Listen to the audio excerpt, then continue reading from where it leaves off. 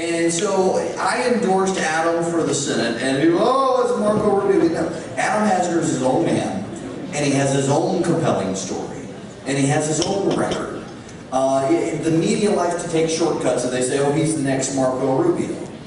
No, he's the Adam Hasner. And he has a phenomenal record of his own to stand on. And he has a phenomenal conservative record in Florida to stand on. And when you compare him to the other guy, the guy who says he wants to be the conservative, but was Charlie Crist's right-hand man, the guy Charlie Crist sent to keep his Senate seat warm. When you compare that record, there is no comparison. There is only one conservative in the race for the United States Senate in Florida. He has my full-throated support, and his name is Adam Hasner.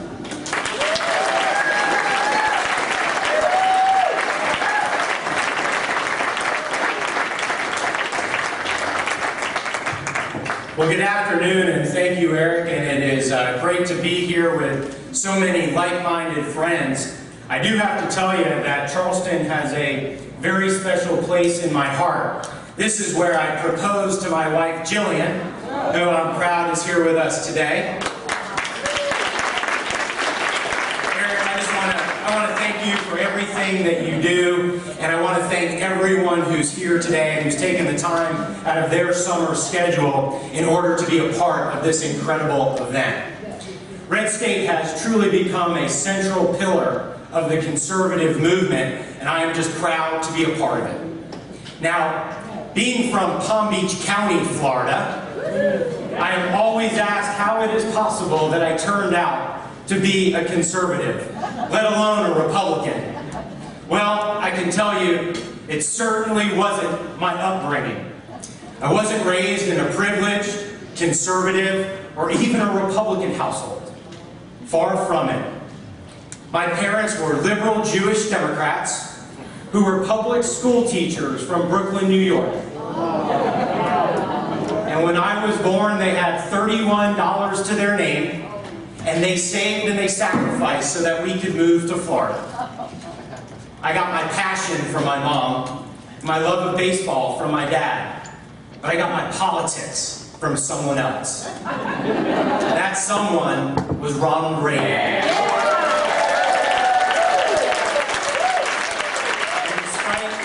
And despite being born in Brooklyn, and despite growing up in Palm Beach County, and despite being the son of two Jewish Democrats, I came of age when it was morning in America. And when I turned 18, I registered as a Republican. I'm sure you can imagine that conversation. But after the malaise of the Carter years, Ronald Reagan didn't just tell us that there was a shining city on a hill, he led us there. He had a profound influence on my life, and I was inspired by his can-do spirit, his unapologetic embrace of America's greatness, his moral clarity, and his common sense Main Street wisdom. And for all of that sunny optimism, Ronald Reagan was the original Tea Party insurgent. When he disagreed with the direction of the Republican Party, he didn't abandon it. He changed it permanently and for the better. And his example still inspires me to this day. And it's a lesson to all of us that are determined to make the reforms needed in Washington in order to save our country.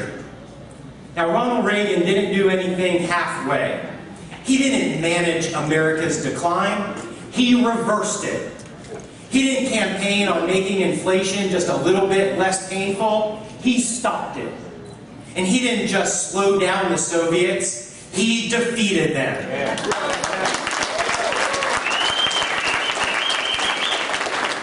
Ronald Reagan came on the scene and swept away what passed for the conventional wisdom of the day. Think about Reagan's four-word vision for the Cold War. We win, they lose. It sounds so simple, doesn't it? It brings to mind a great Reagan quote. They say the world is too complex for simple answers. They are wrong. And that is even more true today. The experts and the establishment are once again telling us that we have to give more of our freedom, our money, and our decisions to people in Washington, D.C. We hear all this talk about changing the debate in Washington and how the policies that we know are right aren't realistic.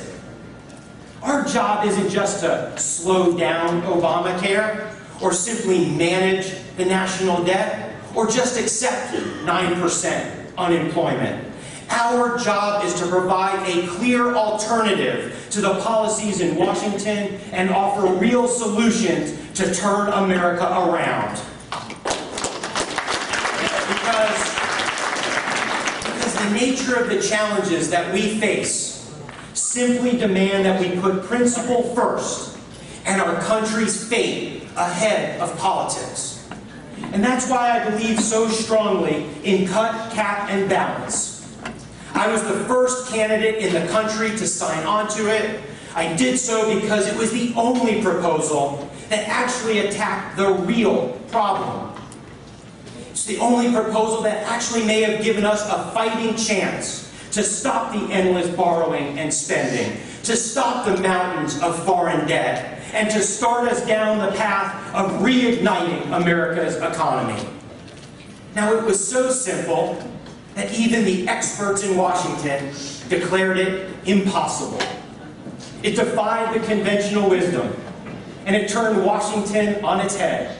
But isn't that exactly what we need to be doing right now? The recent debt deal is a perfect example of what is wrong in Washington today. Too much gamesmanship and not enough leadership.